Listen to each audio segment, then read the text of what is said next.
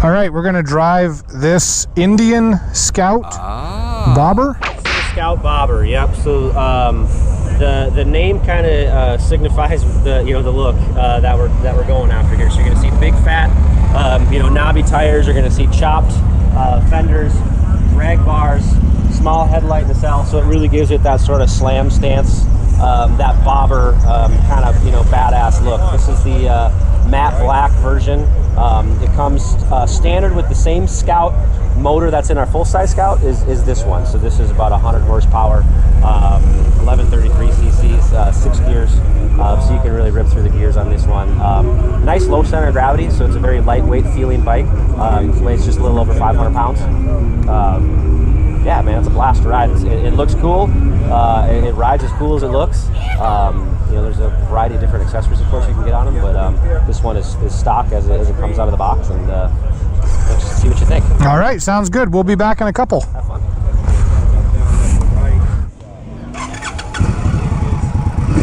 Sounds like a bobber. Feels like I'm sitting on the ground, bro.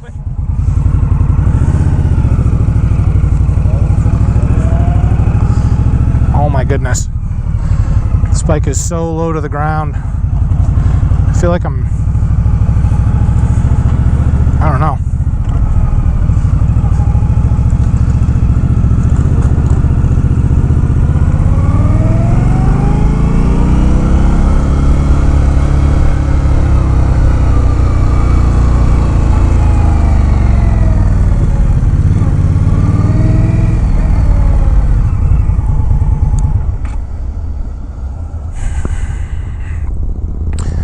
All right, let's talk about this bike a little bit. 1133 cc's, I think is what he said. So it's like an 1100. It's got a V-twin classic, but I don't see any cooling fins and I see a radiator, so that tells me this is a liquid cooled bike. You're so dumb. This is their bobber murdered out edition black. Yeah! It does look pretty juicy, let me tell you. I like the bar end mirrors. Matte black everything too is nice, except for the valve covers.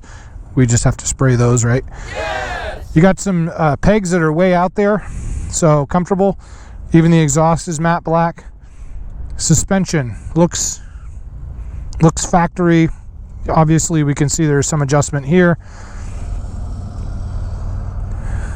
Single rotor in the rear. We got dual rotors in the front. No, single rotor in the front as well. So our brakes on this are a little downgraded, of course, from the other one that we were just riding, but that's okay. Fenders are chopped too as well, I can see in the big fat juicy tires. So let's give this thing a whirl and see how it feels. Obviously there's only one seat on this, so sorry. Very low to the ground. I can feel the ground like no problem with this bike. I mean, you could probably be 3 foot tall and ride this motorcycle. Key switch is on the side, kind of cool.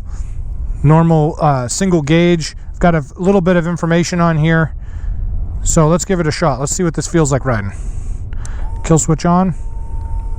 Fuel injection pump primed and ready. Start it up. Immediately feel the rumble. Yeah, it's nice.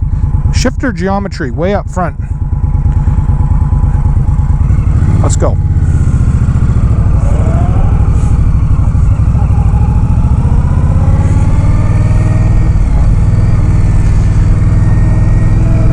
Feel a little crunched up in this immediately as well, but I'm tall. I'm 6'4", but you can see my knees. I'm literally pushed up right there, so let's go up. I don't know if I'm in the right lane. Oh well, let's go.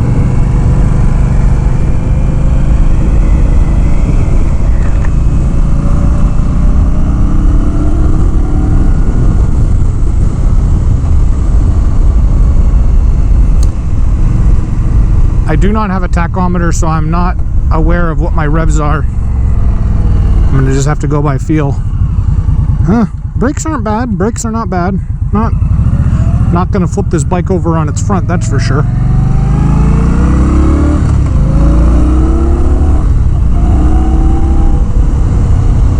Gearbox is a little crunchy.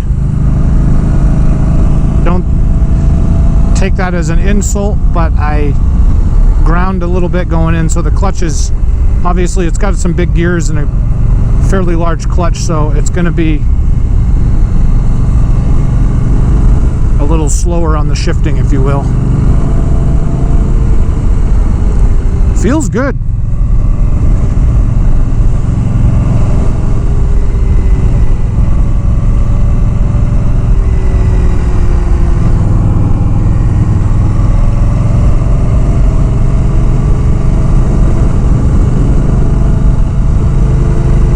Flickability, I'm gonna have to give this like a 3.5. Not easy to really flick around. This is a little bit bigger bike. I think this bike dry weight is a little over 500 pounds, and I believe the horsepower is right around 100. So it does pull nice. It's got nice torque, but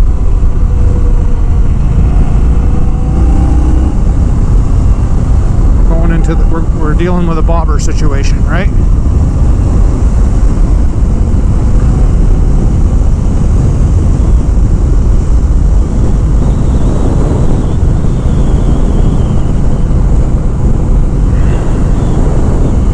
The bar end mirrors are a little convex, so they distort the image a little bit, but not too shabby, not too shabby. We'll give this guy a salute. Yes, sir. Yes, sir. Okay. So, the brake pedal position up here is a little to get used to. Used to the under my foot control situation. So with the breakaway up there, you definitely have to get used to it. Let's take off. Let's see what you got. Yeah!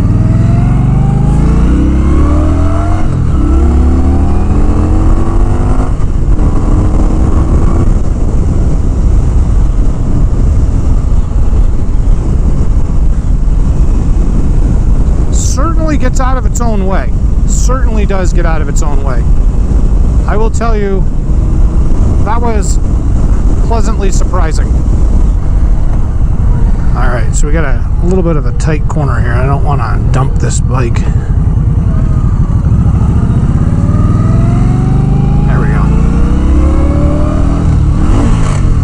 Ah! See? I did it. Missed the shift.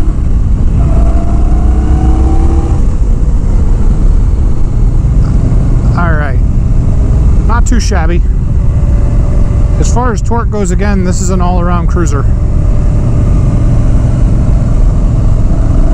And handling wise, it feels nice, but it's a big bike. You can feel the difference in size going from a smaller sporty bike to something a little bit more stressed out.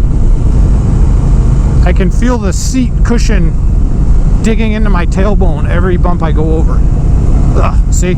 So the suspension's a little rough. I probably want to adjust it out a little bit just to fine-tune it so the ride is a little more plush. But all in all, not too bad at all. So the gear shifter is kind of tricked. It doesn't really know what gear I'm in. Thought I was in 6th. I was actually in 5th. That's alright. So, let's talk about observations. Bike definitely has some nice snap right off the top. Suspension's a little on the rough side. And this is not a high revving motor. Obviously, it's the big V-twin. So, but it has substantial torque right off the bat. It just flattens out kind of quickly. I'm not sure. I'm gonna ask the guy when I get back about the suspension, how much you can plush it down, because it's pretty. The front seems pretty good. The back is a little bit on the harsh side. Get behind these guys.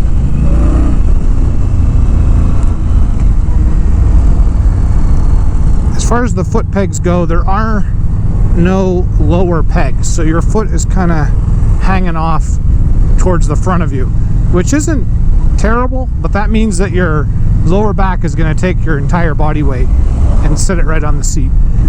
Unfortunately, I do have lower back issues, so sitting in this position for a long time would be a little painful.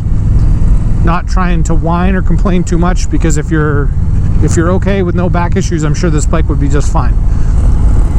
But on a long distance ride, this bike would destroy me. Fatality. You're on a trike. Come on. Oh, we're stopping. Thank you. We're stopping to go to the nursing home.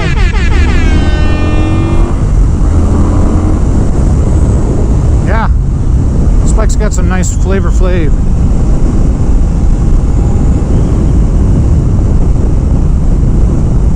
Again, as far as the handling on this bike, I'd probably if I was comparing this to a car, I'd probably compare this to an F-250 Ford pickup truck. It's there. I can feel it, but I'm not sure that. Yeah, see, I'm a little cautious going into these corners because I don't know how she's going to handle.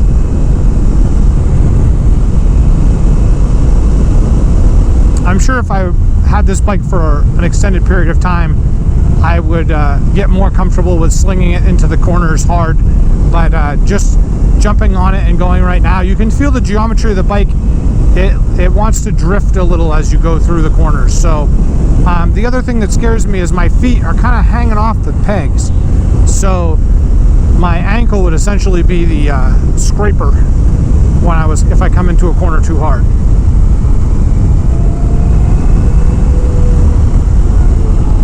And the rear brake, I've just got to get used to having my toe up there. You try to pinch it and it's up there, not down low. All right. I love the sound of the motor. It sounds amazing. It has that V-twin growl.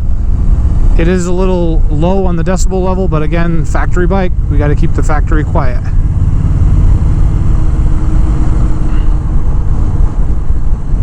It's a nice looking bike. I'm not gonna lie. I mean, the fit and finish of it's nice, very nice.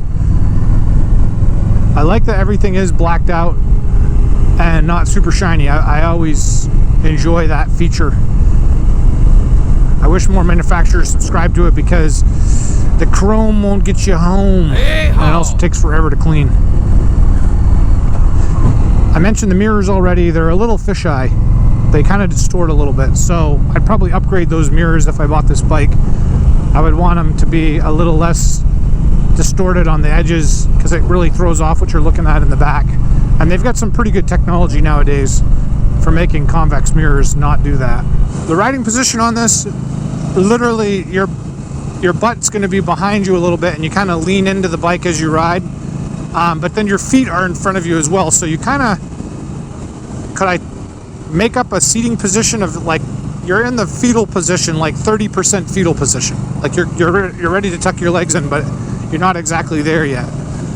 So I guess if you were to drive this bike off a cliff, you'd be almost in the cannonball position. Not that I would do that, but the grips are nice and thick, nice and big, thick. They're not thin, and there's a little bit of driveline vibration transmitted back, but not bad at all. This was my second choice to ride from Indian, and I'm not disappointed. I'm not disappointed in my choice. I don't think this was a waste. Oh geez, what do we got going on here, boys? Just hauling some water.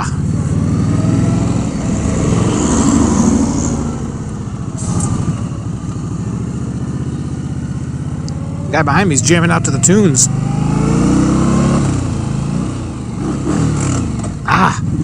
Missing the shift again.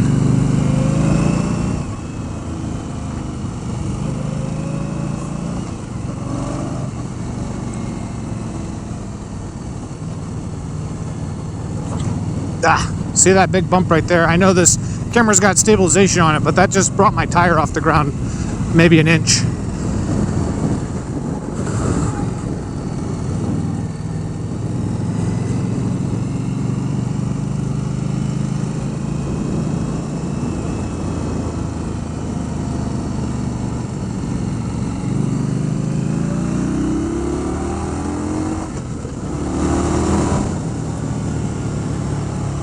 Speeds up now. because he knows he's about to be passed by an Indian. There he goes. Rock and roll, Baba, yesha. Get on your bikes and ride.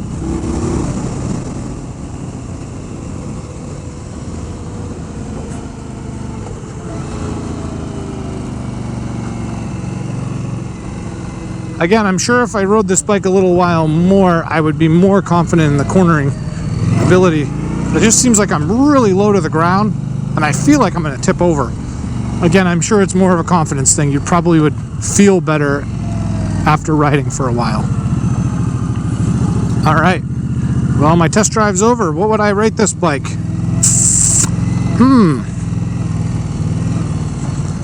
On a 1 to 10, I'd probably give this bike a...